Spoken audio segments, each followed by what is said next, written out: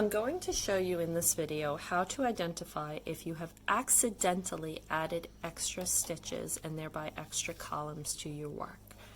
So I have my swatch and I've added extra stitches 3 different ways. The most glaring and obvious of which is the yarn over. So what I've done here is I made a yarn over in the row, continued along, and across the back I purled the stitch. So the hole is a pretty big indicator.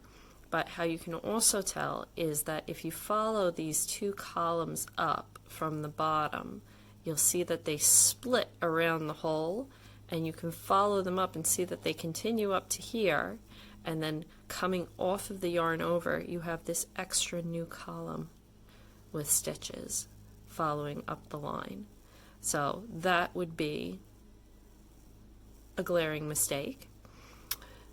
What I've done over here is I've knit front to back, and how you can tell is, once again, if you follow the columns up, you'll see that they continue, and then you've got this new column here.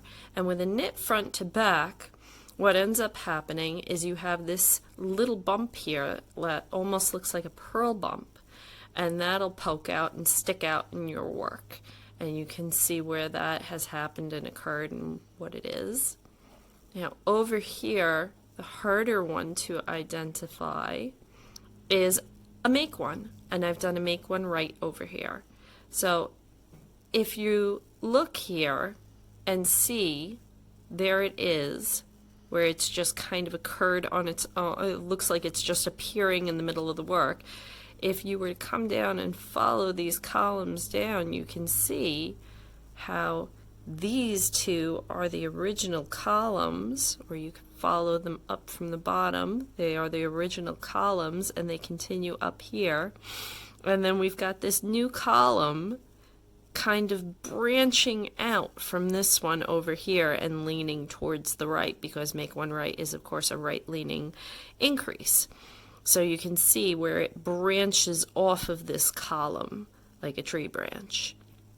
And that is several ways to identify stitches that you've added accidentally to your work.